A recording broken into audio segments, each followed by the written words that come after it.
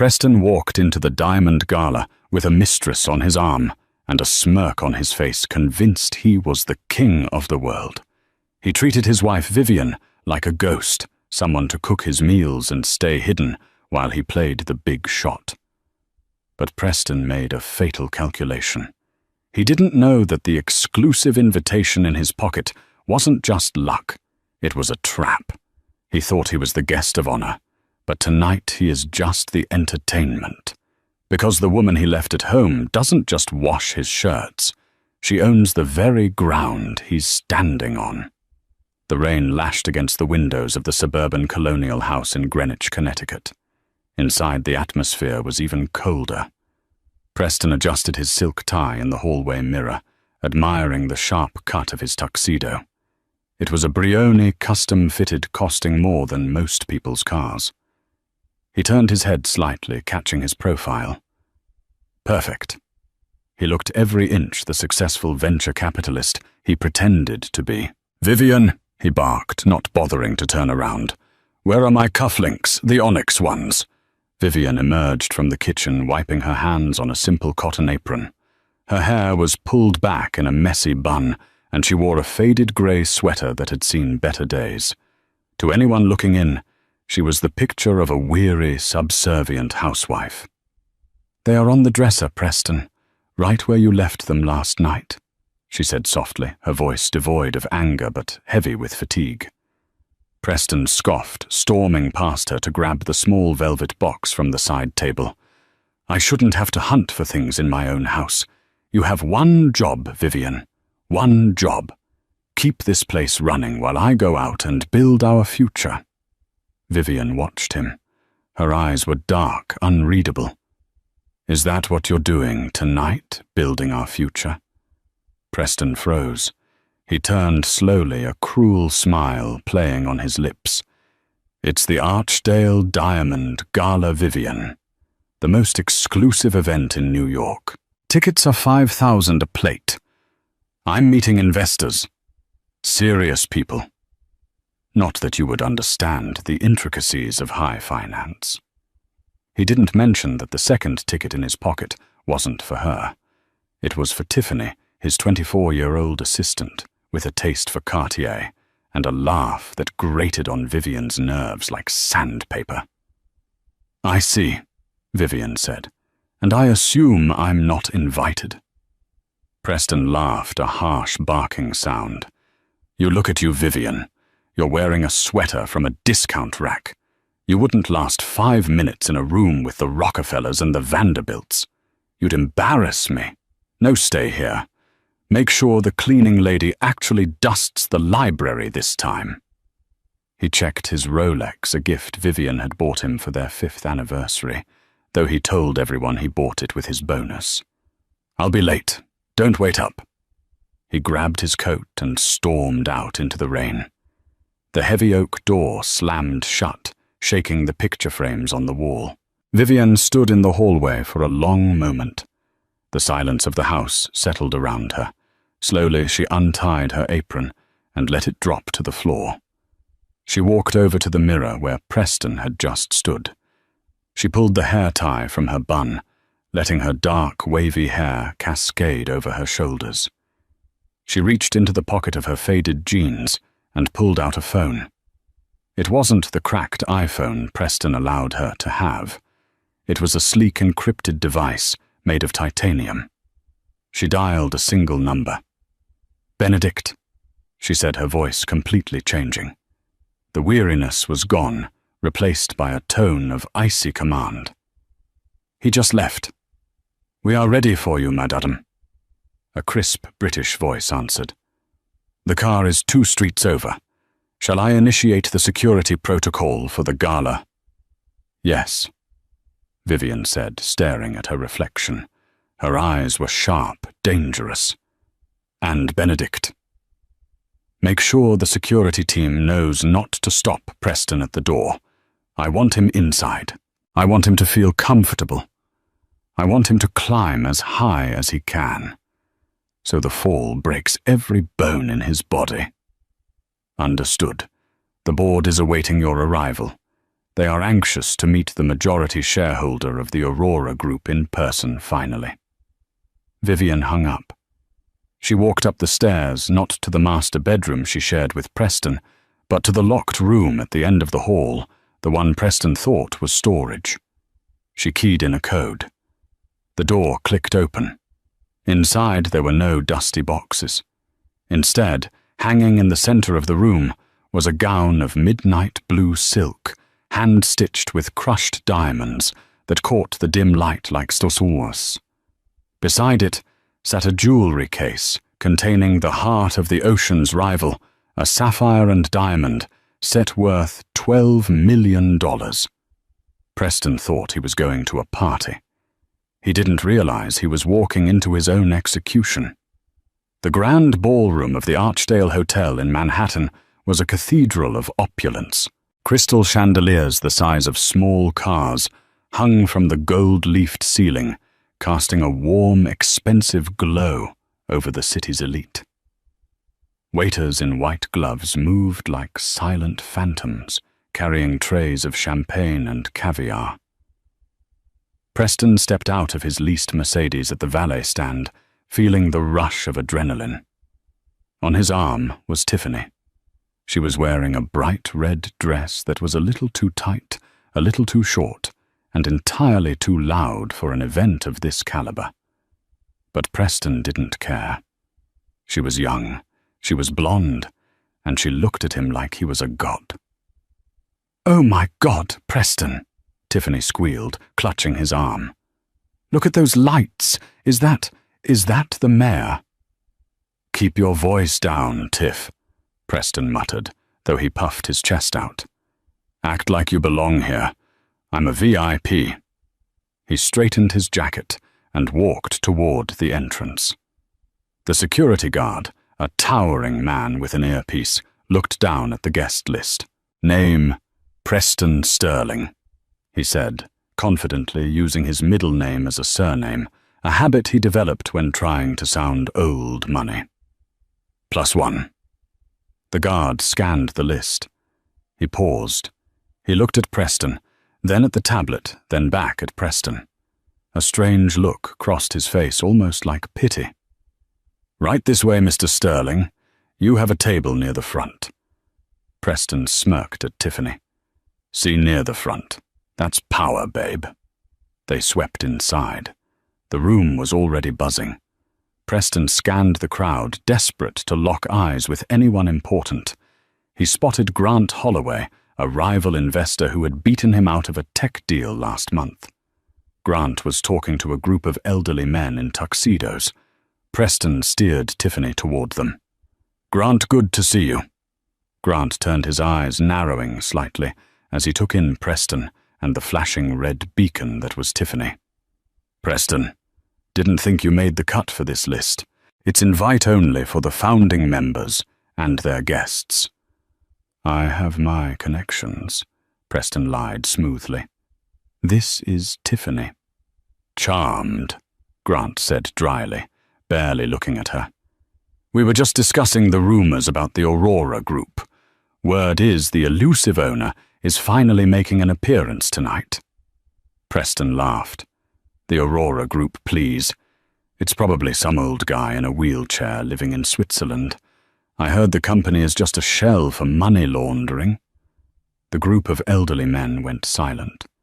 One of them, a man with silver hair and a monocle, turned to Preston. "I would be careful with your speculations, young man," the silver-haired man said. "The Aurora Group owns this hotel, and the bank that holds your mortgage, likely." Preston waved a hand dismissively. "I know finance, sir. I know when a company is a ghost. Aurora has no face. That means they have no power." Grant smirked, taking a sip of his drink. "If you say so, Preston. By the way, where is your wife, Vivian, wasn't it?" Preston rolled his eyes. "Vivian. Oh, she's at home. She's not really cut out for this world. Sweet girl, but very simple. She thinks a Pinot Grigio from the grocery store is fine wine. You know how it is." Tiffany giggled. "She sounds adorable, like a little mouse." "Exactly," Preston agreed, grabbing a glass of champagne from a passing tray. "A mouse. I need a lioness." He squeezed Tiffany's waist. Suddenly the lights in the ballroom dimmed. The murmurs of the crowd died down as a spotlight hit the grand staircase at the far end of the room. The Master of Ceremonies, a famous British actor, stepped up to the microphone. "Ladies and gentlemen," his voice boomed. "Thank you for joining us for the 50th Annual Diamond Gala. Tonight is a special night. For decades, the Aurora Group has funded charities, hospitals, and the arts from the shadows. Tonight, the chairwoman has decided to step into the light to announce the new global initiative." Preston whispered to Tiffany, "Watch, it's going to be some fat old lady in a muumuu." "Please welcome," the announcer continued, "the owner of the Aurora Group, Madame Vivienne Sinclair." Preston froze. The glass of champagne slipped from his fingers and shattered on the marble floor. Sinclair. That was Vivienne's maiden name. But that was impossible. Her father was a mechanic in Ohio. He had met him. He had seen the grease under his fingernails. The double doors at the top of the staircase swung open. A woman stepped out. She was wearing a midnight blue gown that seemed to absorb the light and throw it back as fire. Diamonds glittered on her throat, her ears, her wrists. Her hair was a cascading river of dark silk. She stood tall, regal, radiating a power so intense it made the air in the room feel heavy. She began to descend the stairs. Every eye in the room was fixed on her. Preston squinted. He couldn't breathe. He knew that walk. He knew the curve of that jaw. But the woman walking down the stairs wasn't the woman who scrubbed his floors. This was a queen. As she reached the bottom of the stairs, the crowd parted for her like the Red Sea. She walked straight toward the center of the room, flanked by 4 security guards, and a man Preston recognized, Benedict, the CEO of the largest private bank in London. Vivienne stopped 10 feet away from where Preston stood, paralyzed with Tiffany, clinging to his arm in confusion. Vivienne didn't look at the crowd. She looked straight at Preston. A slow, terrifying smile spread across her face. It was the smile of a predator who had just cornered its prey. Who is that?" Tiffany whispered, intimidated by the sheer aura of the woman. Grant Holloway, standing next to Preston, began to clap slowly. Then he leaned in and whispered into Preston's ear, "I think, Preston, that is the mouse you left at home." Vivienne raised a hand, and the room went deathly silent. A microphone was handed to her. Her voice rang out, clear and commanding, the voice of a woman who commanded billions. "Welcome," she said.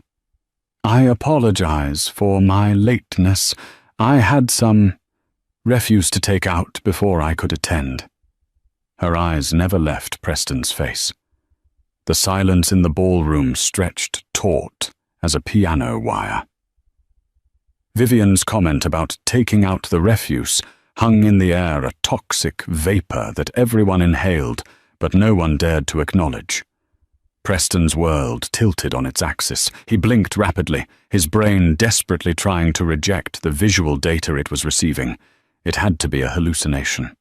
A psychotic break brought on by stress and too much cheap champagne. The woman scrubbing his pots and pans this morning could not be the titan of industry, standing 10 feet away, dripping in enough diamonds to buy a small island nation. He looked at her hands. He expected to see red, chapped skin from washing dishes without gloves, a punishment he insisted on because he claimed rubber gloves were an unnecessary expense. Instead, her hands were manicured to perfection, clutching a diamond-encrusted clutch.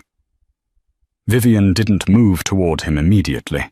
Instead, she turned to the silver-haired man with the monocle whom Preston had insulted earlier. "Lord Rothschild," Vivian said, her voice like velvet over steel. "I apologize for the mix-up with the Shanghai acquisition. Benedict assures me the paperwork is now in order." The old man, Lord Rothschild, bowed deeply. "Think nothing of it, Madame Sinclair. Your vision for the Asian market is unparalleled. We are merely following your lead." Preston felt the blood drain from his face. Lord Rothschild, one of the 5 richest men in Europe, and he was bowing to Preston's housewife. Grant Holloway, standing next to Preston, took a subtle step away, disassociating himself from the blast radius. Tiffany, oblivious to the shifting tectonic plates of power in the room, tugged on Preston's sleeve. "Preston, why is everyone staring at us? And why does that lady look like your wife? Only, you know, hot." "Shut up, Tiffany," Preston hissed, his throat constricting. Vivian finished her brief exchange with Rothschild and turned slowly. Her eyes locked onto Preston again. She began to walk. It wasn't a casual stroll. It was an approach. Every click of her sapphire-soled heels on the marble floor sounded like a judge's gavel. The crowd parted further, creating a corridor of humiliation with Preston at the end of it. She stopped 2 feet in front of him. Up close, the transformation was even more terrifying. The cowering posture was gone, replaced by a spine of steel. The dull eyes were now blazing with cold intelligence. "Preston," she said. Her tone was purely transactional. It was the voice she used when deciding whether to liquidate a failing subsidiary. Vivian." Preston stammered, his voice cracking an octave higher than usual. What are you doing here? You're wearing..." He gestured wildly at her necklace. "Is that real?" Vivian ignored the question. Instead, she reached out. Preston flinched, expecting a slap. Instead, her perfectly manicured fingers pinched the lapel of his Brioni tuxedo. She straightened it with a sharp tug, an aggressive maternal gesture that emphasized his childishness. "Did you find the onyx cufflinks okay?" she asked softly. The microphone in her other hand was held just low enough that only those in the immediate circle could hear. "I left them on the dresser, right where you instructed." The banality of the domestic question delivered in the middle of the highest stakes social event of the year was devastating. It reduced him instantly from a high-flying investor to a husband being scolded for incompetence. Yes, I found them," Preston whispered, sweat beading on his forehead, despite the cool air conditioning. "Vivian, what is going on? How did you get in here?" "You need to leave before you embarrass me." He fell back on old habits, trying to command her, but the words sounded hollow. Tiffany, feeling ignored, piped up, trying to assert her territorial claim. "Excuse me, who do you think you are? This is a private event for VIPs. You can't just walk up to my boyfriend and—" Vivian didn't even shift her gaze. She simply raised one finger, silencing the girl. "Benedict," she said calmly. Benedict, the impeccably dressed man at her side, stepped forward. He held up a tablet, displaying a security photo of Tiffany entering the building. "Miss Tiffany Jenkins," Benedict recited coldly.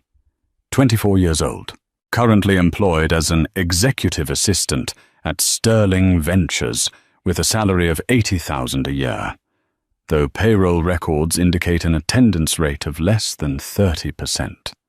The red dress you are wearing is a Versace knockoff charged to the Sterling Ventures corporate card yesterday at 3:42 p.m. in Soho. Tiffany gasped, clutching her fake Versace. The surrounding socialites twittered with cruel amusement. "She is irrelevant," Vivian said, dismissing Tiffany as if she were a speck of dust on a lens. Her eyes bored back into Preston. "I'm not here to embarrass you, Preston. I'm here to audit you." "Audit me?" Preston scoffed, trying to regain some footing. "You don't even know how to balance a checkbook, Vivian. I handle the finances. I make the money." A chilling smile spread across Vivian's face. Do you really?"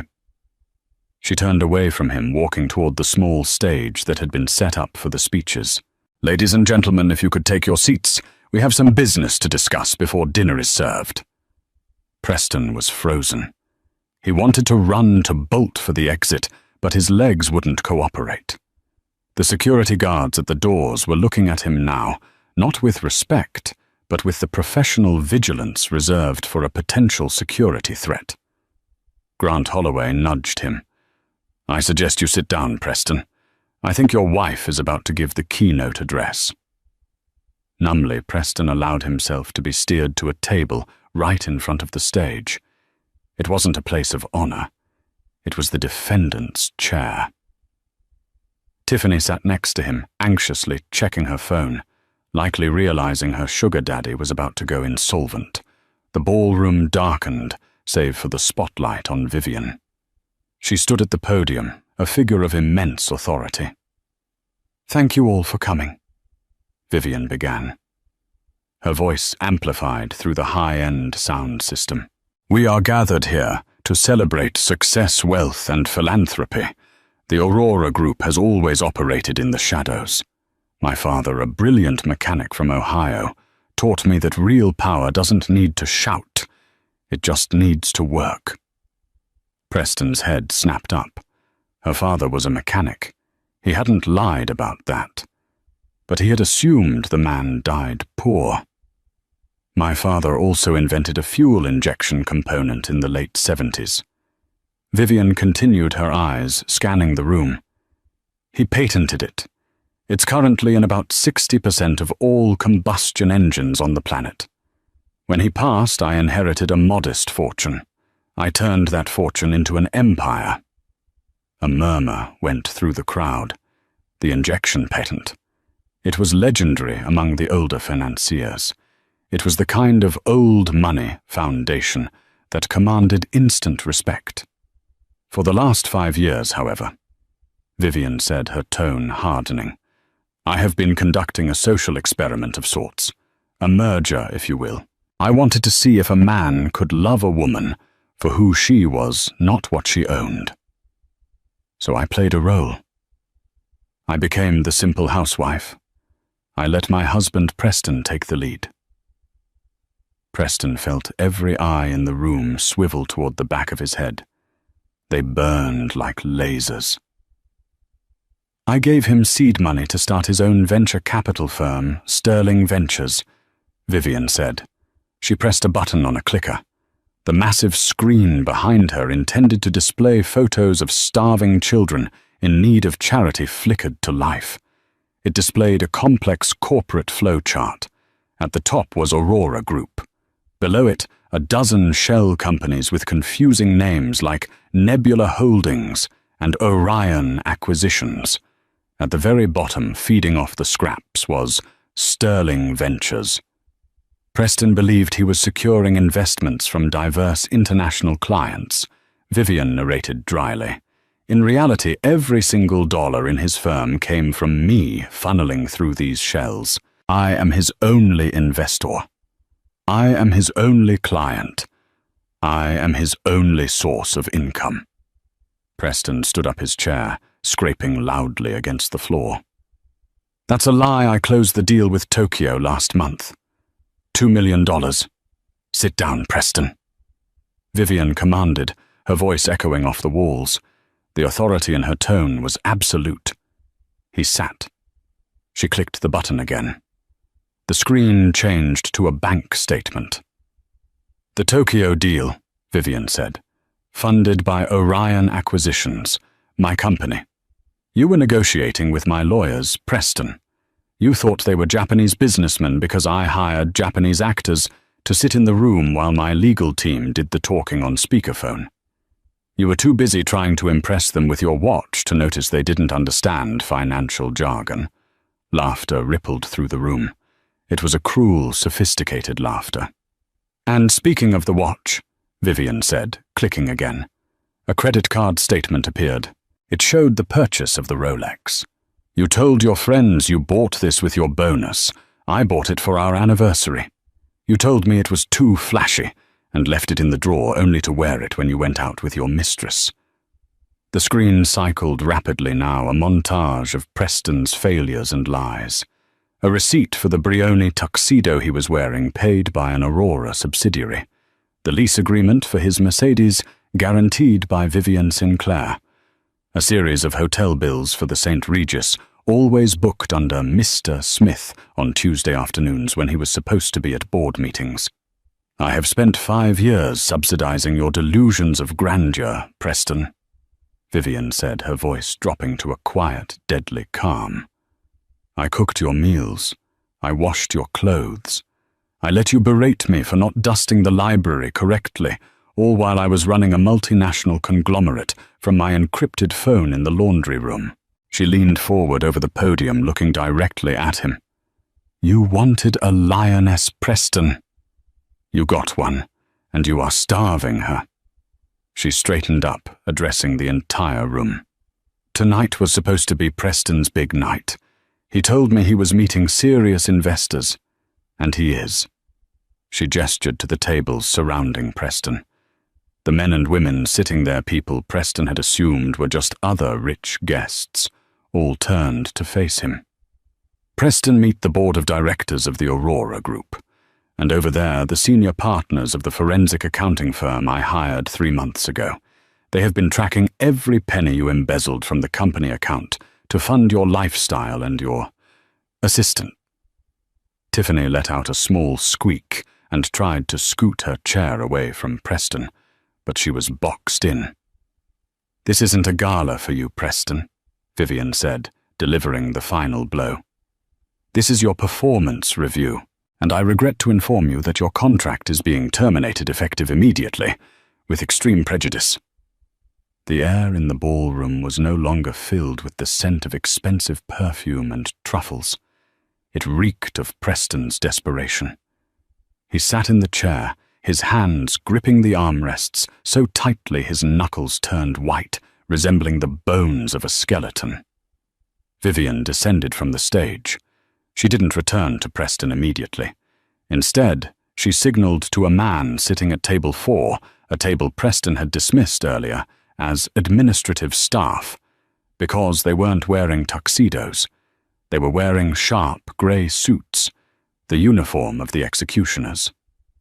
Mr. Henderson, Vivian said, her voice projecting effortlessly, without the microphone now silencing the lingering whispers. Would you please walk Mr. Preston through Project Icarus? Mr. Henderson stood up.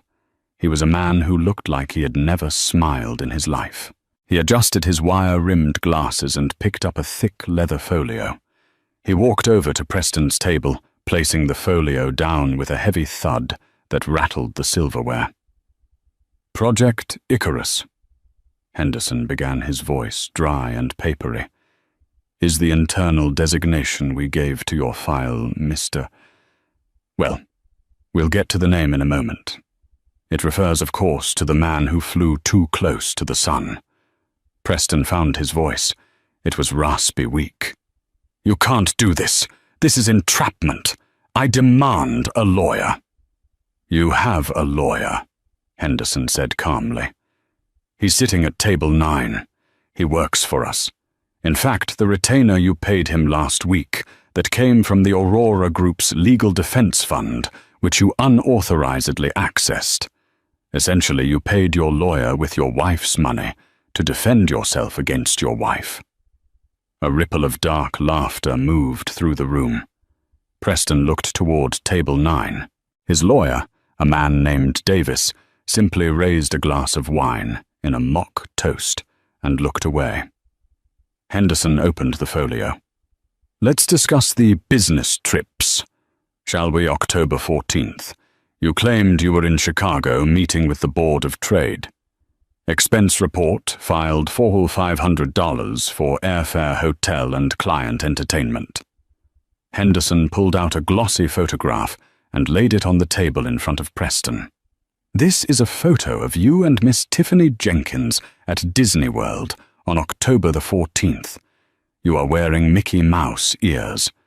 The client entertainment was, according to the credit card receipts, a VIP tour of the Magic Kingdom and a dinner at Victoria and Albert's. Tiffany, who had been trying to shrink into her chair, suddenly went rigid. She grabbed the photo. You said that was a work retreat. You said your company owned part of Disney. He says a lot of things, Vivian interjected smoothly, taking a sip of water from a crystal glass held by a waiter. Continue, Mr. Henderson. November 2nd. Henderson droned on, flipping a page.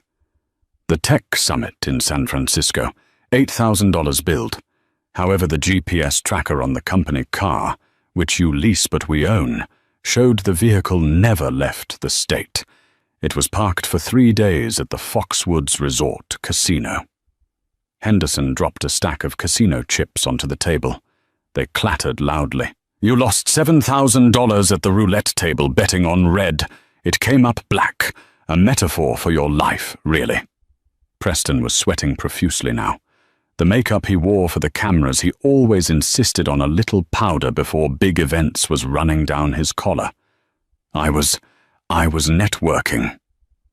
You don't understand how business works, Henderson. You're just a bean counter. I am a forensic auditor for the International Banking Division, Henderson corrected him without emotion. And I have sent men to federal prison for less than what is on page 4. He turned to page 4. Let's talk about the gifts. This is where it gets legally interesting.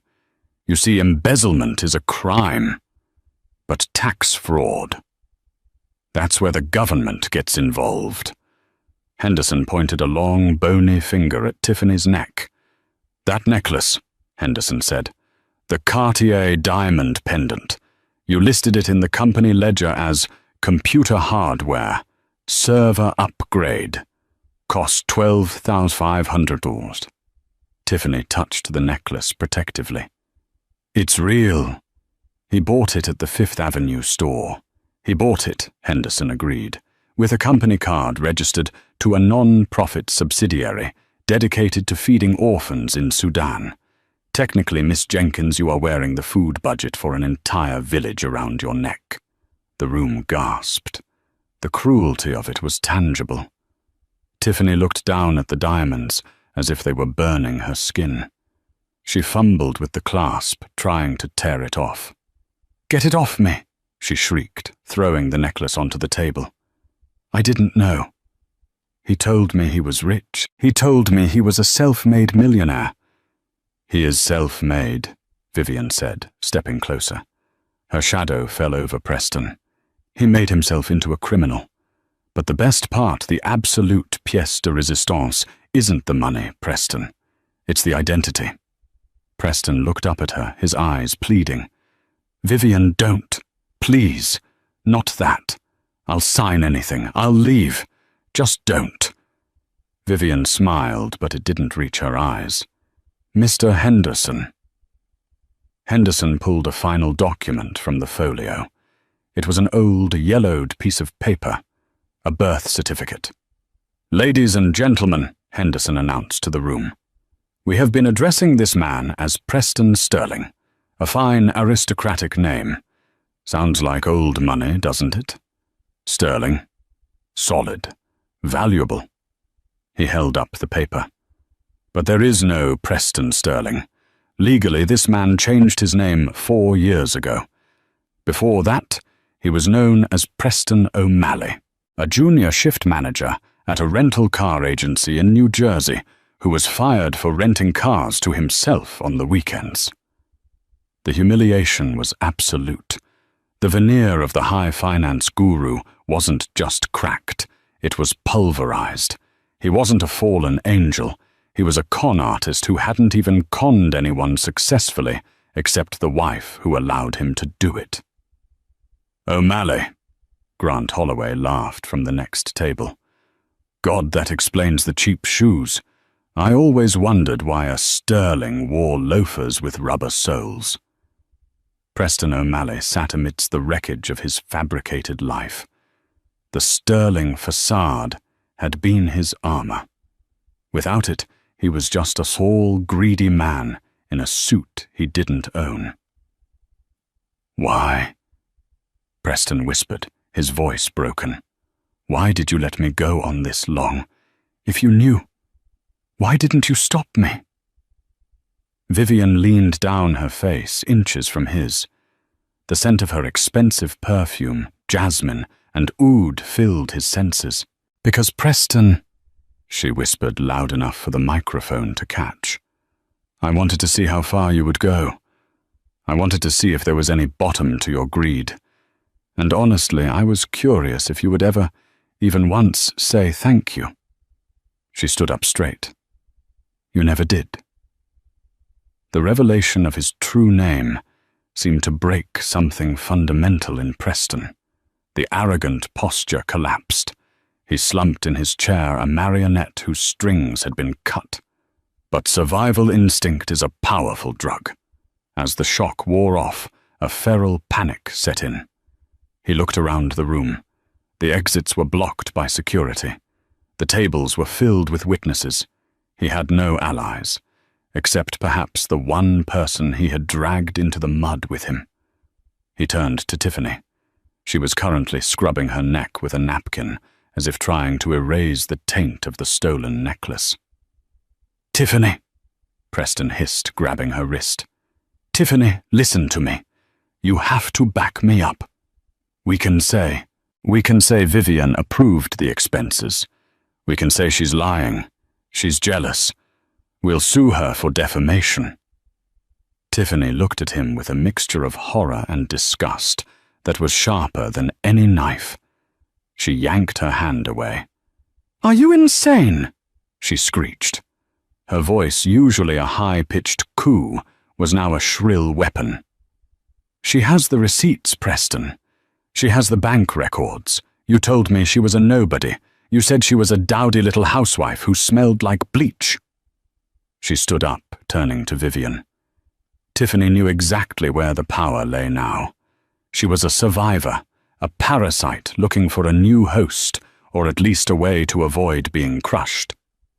Mrs. Sinclair, Tiffany cried out, clasping her hands together. I didn't know, I swear. He lied to me too. He told me you were separated. He showed me divorce papers. He said you were just living together until the house sold. Vivian looked at the young woman. Her expression wasn't angry. It was pitiful. Divorce papers? Vivian asked calmly. Did they happen to be drawn up in crayon? He showed me a document. Tiffany insisted, tears streaming down her face. Black mascara tears that stained her cheeks. He said you were crazy. He said he was the one holding the family together. I'm a victim here too. You're a victim of your own stupidity, my dear, Vivian said coldly. But you accepted the gifts. You spent the money. You drove the car.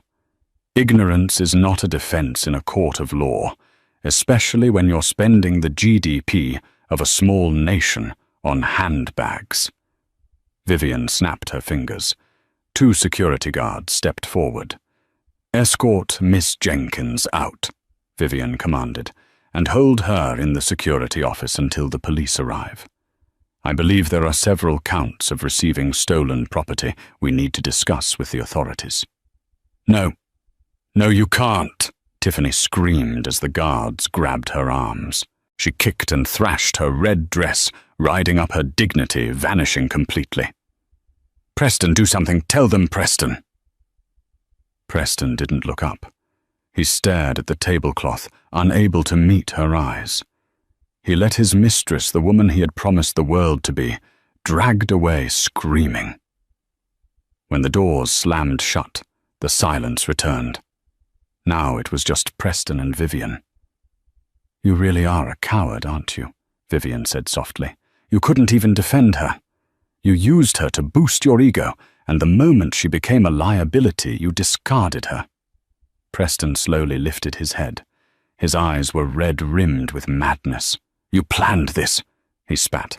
The anger was replacing the fear. You planned this whole night. The gala. The invitation. You set me up. I invited you to a party, Preston, Vivian replied. You are the one who brought the audacity. I made you, Preston suddenly shouted, standing up and knocking his chair over. The violence of the movement caused the nearby guests to flinch. I made you feel like a wife. I gave you a home. I gave you purpose. Who were you before me? Just some rich girl hiding from the world. I gave you a life. He was gaslighting her in front of 500 people, trying to rewrite reality through sheer force of will. I managed the house, Preston yelled, his face purple. I dealt with the contractors. I handled the landscapers. I carried the burden of leadership in our marriage. Vivian laughed. It was a genuine, dark laugh. You handled the landscapers? She asked, amused. Preston, the landscaper, is the head of my botanical research division. He was checking on the rare orchids in the greenhouse. He reported to me every week. He told me you tried to tip him $5 once and asked him to wash your car. She took a step closer, her voice dropping to a growl. And as for giving me a life, I own the mortgage on the house you sleep in. I own the lease on the car you drive. I own the insurance policy on your life. Even the suit on your back. Look at the label, Preston. Preston looked down, confused. He grabbed his lapel. Brioni. Look deeper, she said. The manufacturing tag. With trembling fingers, he checked the inside pocket. There was a small tag below the brand name. Property of Aurora Costume Dept. Asset number 492. You're not wearing a suit, Preston, Vivian said, her voice echoing with finality. You're wearing a costume. I had it sent over from the studio lot this morning. The real Brioni you ordered, I returned it for store credit 3 days ago. A collective gasp went through the room. It was the ultimate emasculation. He was literally a clown in a borrowed suit. You have nothing, Vivian said, circling him like a shark. You are nothing without me. You are Preston O'Malley, the rental car clerk who got lucky. And tonight, your luck just ran out. Preston looked around the room, desperate for a lifeline. He saw Grant Holloway. He saw Lord Rothschild. He saw the faces of the elite. Grant, Preston pleaded, reaching out a hand. Grant, you know me. We did business. The tech deal. I have skills, I have contacts. Grant Holloway picked up his napkin and dabbed his mouth, looking at Preston with utter disdain. Preston, Grant said coolly, the only contact you have is the one currently dismantling your life. If I were you, I'd stop talking. You're only adding years to your sentence. Sentence, Preston choked out. Vivian signaled to the back of the room. The double doors opened again. This time it wasn't waiters or models who entered. It was 4 officers from the NYPD, followed by 2 agents in FBI windbreakers. You see, Vivian said, checking her diamond watch, the real one. While you were playing the big man, Mr.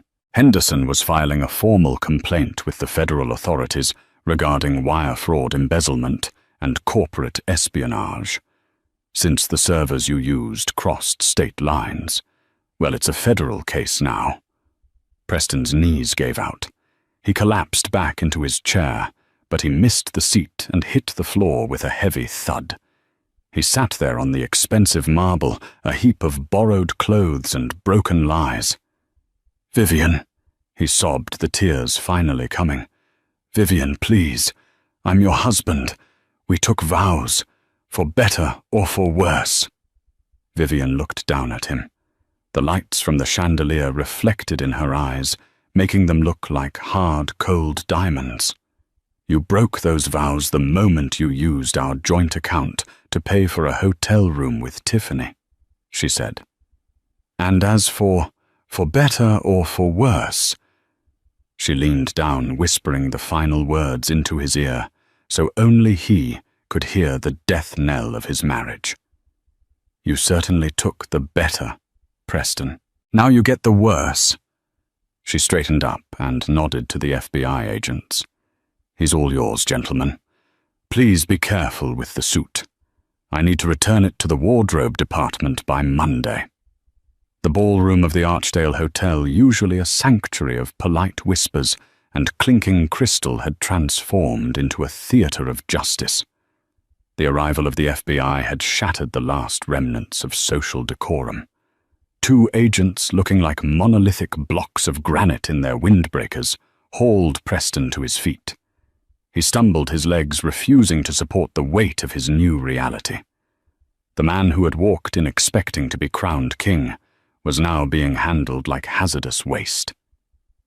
"Preston O'Malley," the lead agent announced, his voice carrying over the silence. "You are under arrest for wire fraud, bank fraud, aggravated identity theft, and embezzlement. You have the right to remain silent. Anything you say can and will be used against you in a court of law." Preston didn't remain silent.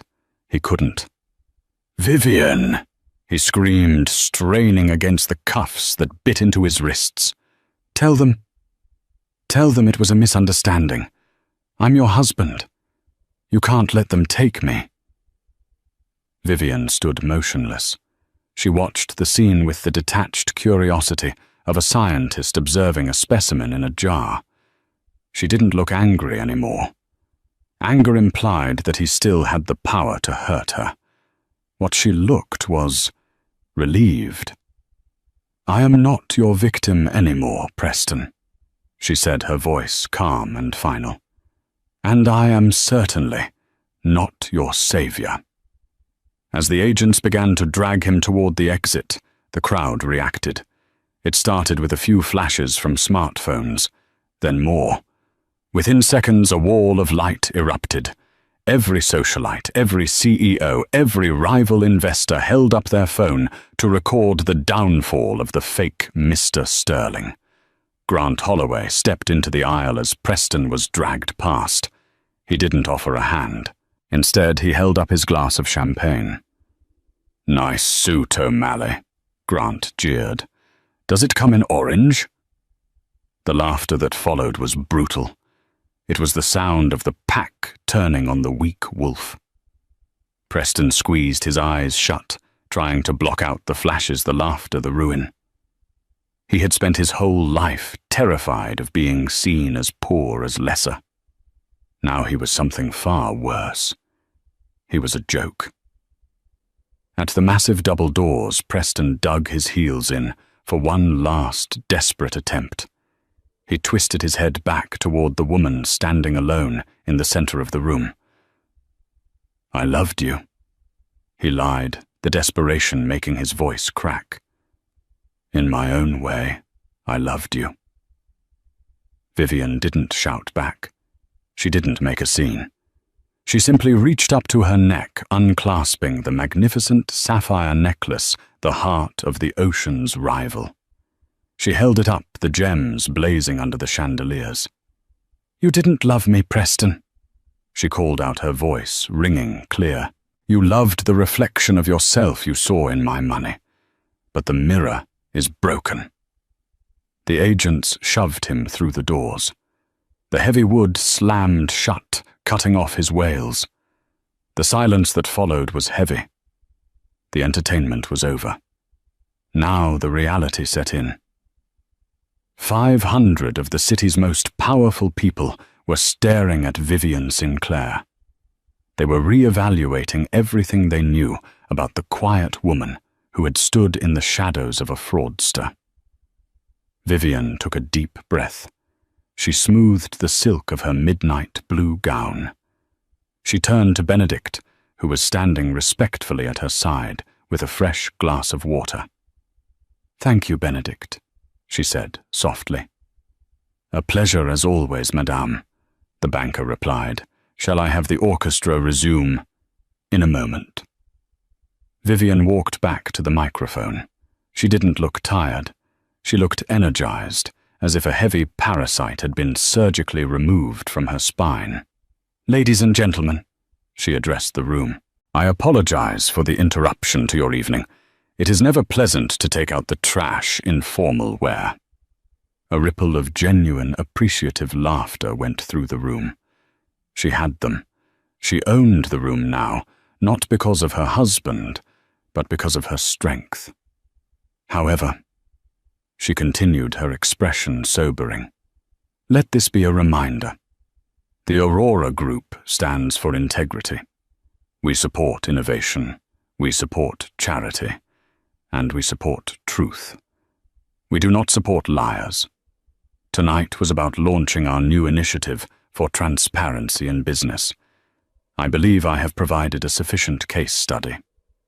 She raised her glass. "To the future. May it be bright, may it be honest, and may it be ours. To the future." The crowd roared back, raising their glasses in a toast that felt like a coronation. Vivian sipped her water, the cool liquid soothing her throat. She looked toward the empty doorway, where Preston had vanished. She felt a phantom weight lift from her ring finger. She slid the simple gold wedding band off her hand. She looked at it for a second, a circle of metal that had bound her to a lie for 5 years. She dropped it into Benedict's empty glass. It made a small clink. "Benedict," she said, "donate that to the smelting fund. I believe we can get a few $100s for the gold. We can use it to buy office supplies."